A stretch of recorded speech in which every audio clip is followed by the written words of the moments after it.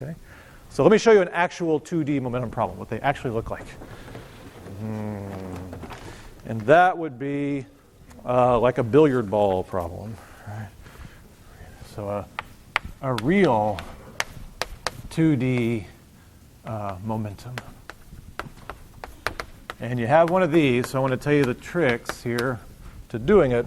So let's say we have a billiard ball here with mass M and radius big R. And this is ball A, arm, okay, and it's moving along at V initial. There you go, ball A, radius R, mass M, V initial. And it's going along a perfect line where it's going to hit two other billiard balls. And I believe in billiards all the balls are the same. So this is ball B. It also has radius R and mass M. And this is ball C. It also has radius R and mass M. Okay. So usually in a collision, like a ball collision problem, all we really do is just give you everything. We say the initial velocity is this, the final velocity is this one goes off at this angle, and find Vy of this one. And we give you everything else you need, and you're really just doing momentum conservation. So to me that's kind of boring, right? Well, then it's just like algebra. We want to make it exciting, right? So I'm not going to tell you which way they go. Right? We have to figure out which way they go. That's much more exciting. So we'll see if we can figure out which way these balls are going to go. What angle are they going to go off at? Well, let's think about the impulse during the strike. Let's see, when they hit, we have a little geometry problem here.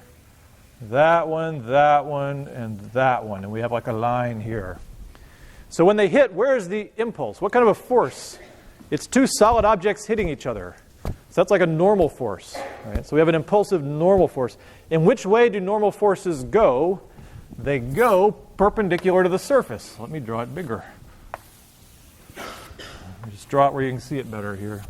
So it's going to be like this. This ball is going to experience F, that would be A on B. But since it's an oscillated system, every force has a reaction, right? Then this ball is going to feel F, B on A. But you can actually get the direction of that because it's the position where it's along that line. Right? You have a line here.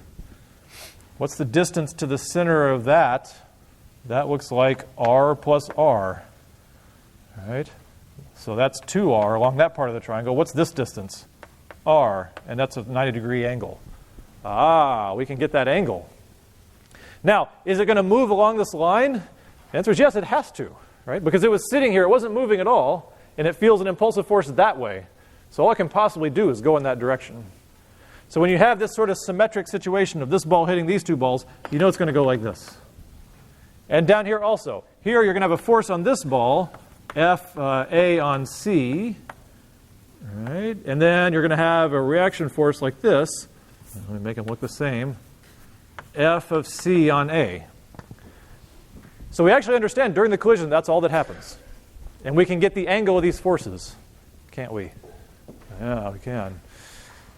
So we'd say, okay, if we want to keep going on the problem a little bit, we don't think we're going to solve the whole thing. It's not that exciting. This was the important part.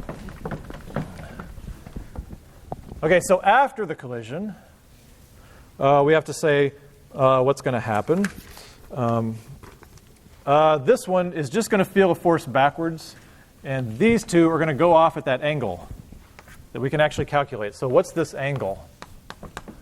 Well, we go back to this triangle right here. See, 2R down R, and then there's the 90 degrees. So it's this theta. They're going to go along that direction. So what is that? That's 2R and R. That's the inverse sine. Sine is opposite over hypotenuse of R over 2R. Right, which is 1/2, which is theta equals 30 degrees. Okay. So you don't actually have to be given all this information in these problems. You can use geometry to figure it out if it's nice and symmetric. Okay? On the homework problem, it's not 30 degrees. Okay? The geometry is different. You get the fun of drawing the triangle. So don't just say, oh, he told us how to do this one. It must be 30 degrees. No, you're going to use these ideas to calculate the 30 degrees. Okay? So this one felt a force off at 30 degrees, and it takes off at some v. This one feels a force at 30 degrees, minus 30 degrees, technically on the other side. It feels a force and goes at some v. Right? So we'd call this V final of C, and this is V final of B. Now, what is this mass going to do? What force is it going to feel? Well, if we vector add these and they're nice and symmetric and have the same value or the same magnitude, then it's got a component that way and that way and that way and that way. And basically, this one's component down is going to match that one components up, and they're going to cancel. So the total force is really just going to be back. Okay? So this one feels the net force. This is A. So the net force is back. So it'll slow down. Or it might rebound. Right?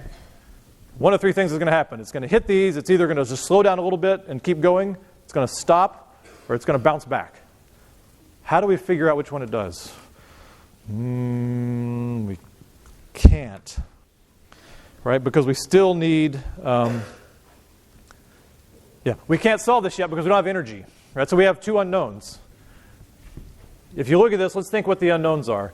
It looks like there's three unknowns, right? How fast does this one go? How fast does this one go? And how fast does this one go? Now, because it's symmetric, these two speeds are going to be the same. We can say, well, everything's symmetric. The force is the same value, just in a different direction. They have the same mass. They're going to accelerate the same. VFB and VFC are the same magnitude. Okay, so that's one unknown. But this velocity is also an unknown. Okay, so we have two unknowns. But how many equations do we have? Oh, wait, we have momentum in two directions. Oh, we still can't solve it. So we have momentum this way. The momentum this way doesn't tell us anything, basically.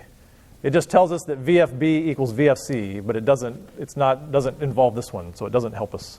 Okay? So we have to have energy. To really do any interesting collision problem, we have to use energy conservation to actually solve it. So what happens this week when you're given a problem like this, where it's not things sticking together, is we told you how fast this goes. So in your problem, I believe what we say is it started out at V initial, and after the collision, it's at 1/2 V initial. Okay? So that took care of that one's unknown. Right? Now that's known. So now you just got to use momentum to solve for how fast these two are going. Okay? Now you might say, how can you just arbitrarily say how fast it's going? It's a function of how much energy it loses. So I can make it any value I want as long as it's in the right range, doesn't gain energy, and doesn't lose too much.